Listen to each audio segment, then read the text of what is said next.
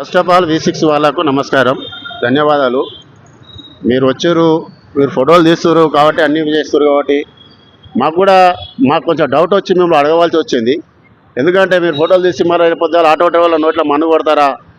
ఈ తీసుకోపోయి మిస్సేజ్ తీసుకొని government message ఇస్తారా? గవర్నమెంట్ ఏదో చేస్తామని ఆలోచించినాము. ఏదో రేవంత్ రెడ్డి గెలిస్తే కాంగ్రెస్ ప్రభుత్వం వస్తే మాకేదో ఆశపడ్డాం, కానీ ఆశపడి కాదు కాకపోతే మొత్తం మన్ను పోసిండ్రు. సరే ఏదో చేసుకొని కూలో నాలో చేసుకొని స్కూల్ పిల్ల వ్యానో ఆటో ఏదో ఏది దొరికితే తీసుకొని మేము నడిపించుకుంటాం, పిల్లలు పోషించుకుంటాం మేము ఉన్నాము. అదే దాంట్లో ఒకటి ఏంటంటే ఈ మీడియాలో చాలా వచ్చి ఒకరో తీరు మెసేజ్ గవర్నమెంట్కి ఇస్తున్నారు. అయినా మేము పిల్లల గురించి చాలా జాగ్రత్త తీసుకుంటాం. మేము డోర్ టు డోర్ ఇంటికి పోయి డోర్ తీసి లోపల తోలుతాం, డోర్ తీసి బండ్లు ఎక్కిస్తాం. వీడికి వచ్చి వ్యాన్లో ఇడుచుకొని గేట్ లోపల ఇడుస్తాం, గేట్లకి వెళ్ళి రాని పిల్లలు మొత్తం వ్యాన్లో ఎక్కించుకుంటాం.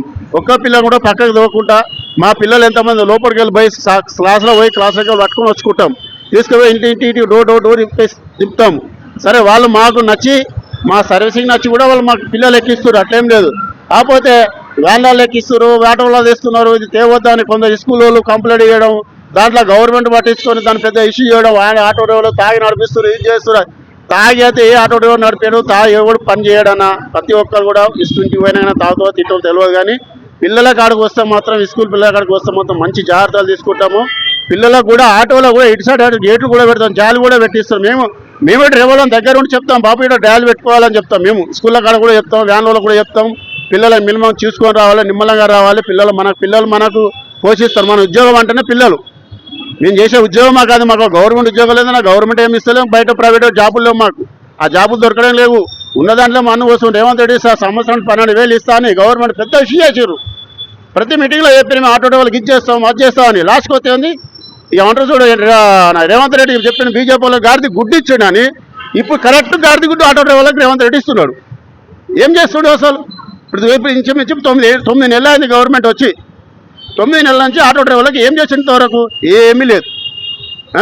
సిటీ నిండా ఆటోలు అయిపోయినాయి. సరే ఎవరిని దారి వల్ల చూపి డిస్టిక్లో ఉన్న డిస్టిక్లో చూసి సిటీలో ఉన్న సిటీలో చూపి ఎవరి ద్వారా ఆటో డ్రైవర్లు అందరూ బతకాలి, బతకొద్దాం మేము అంటలేము. మీటింగ్ పిలుస్తాం, చర్చ పిలుస్తాం. ఫస్ట్ గెలిచిన నాడు చర్చలో పోతే బిఎంఎస్ ఆటో యూనియన్ అధ్యక్షుడు నేను.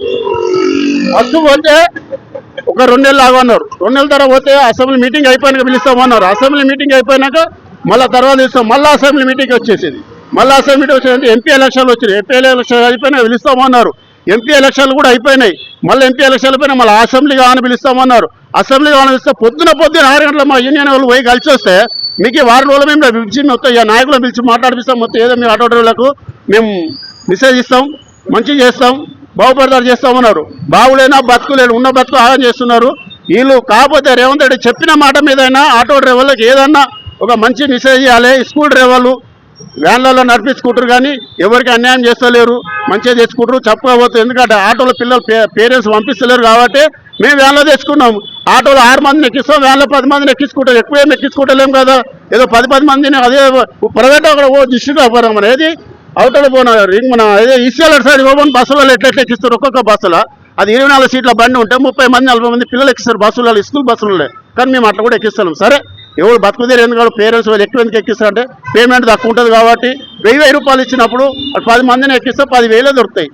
ఇంకిద్దరిని ఎక్కిస్తుడు 12,000 దొరుకుతాయి అని అది కూడా ఆశపడొద్దా?